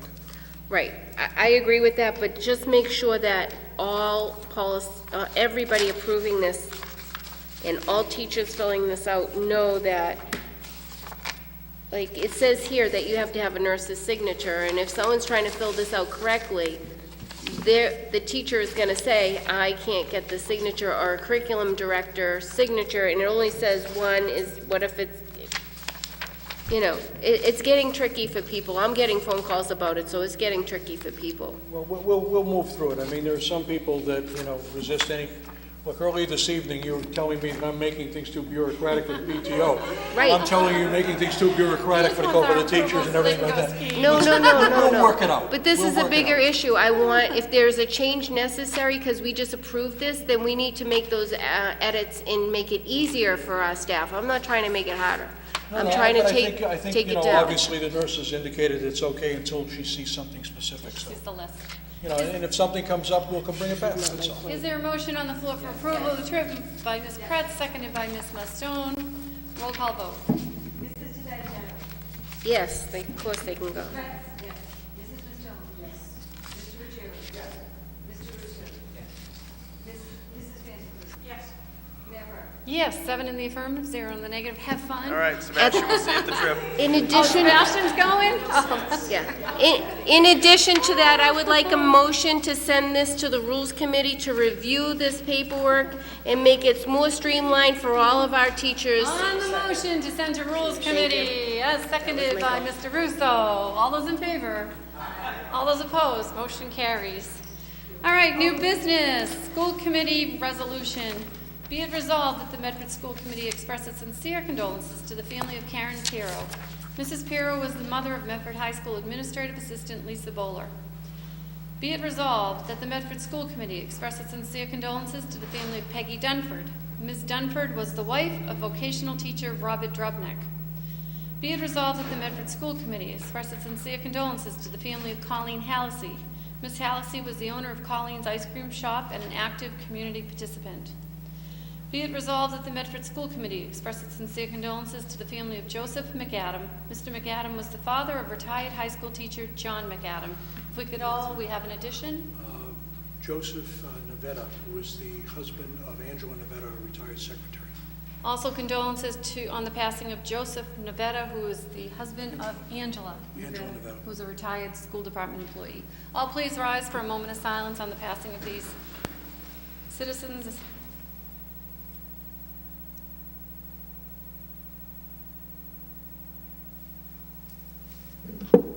Thank you. That actually is the end of our meeting. We did have negotiations and legal matters, which were the cafeteria workers that we took a vote on. Mayor Burke? Motion for, Before we close, can I just remind the superintendent, there are a couple items under request or reports that were due in January 2018. So the update report on enrollments in January 2018, including prospective number of students and new developments with units of 100 plus. That was requested at September 18th, and it was due in January 2018. Can you update us with the prospective date? so be it, he will. Okay, and my last one is an update of next steps for RTI, requested on, for February 1st. This is just a reminder. It's not February 1st yet, but I will be expecting that report soon. So the RTI has begun today in grade 1 in all our buildings. I would like to do this at the end of February so that we have at least a month so we can give you a lot more information. Through the mayor to the superintendent to change the date till February 28th. I'm not sure if it's leap year. Will amend requested reports, the fourth bullet down, to be due February 28th, or end of month. And I look forward to the report on the enrollments, including the prospective number of students and new developments at our next meeting. Thank you. Ms. Van Der Kloot. Before we leave tonight, I wanted to bring up one other discussion, which I thought Mr. Ruggiero might. Today, Mr. Ruggiero put online our packet of information, and I think that there was one piece which I was uncomfortable with, which actually had to do with the ski trip. It didn't have names on it, but if there was names, I wanted that to be posted. I wasn't certain that I wanted everybody in the public to know exactly where the kids were going, what time they were going, whatever, just as a safety thing. I think that it's long been a thought that I know other school committee members share, that some of our documents, rather than having this big stack of papers, could be online for us as well. And so I think that we should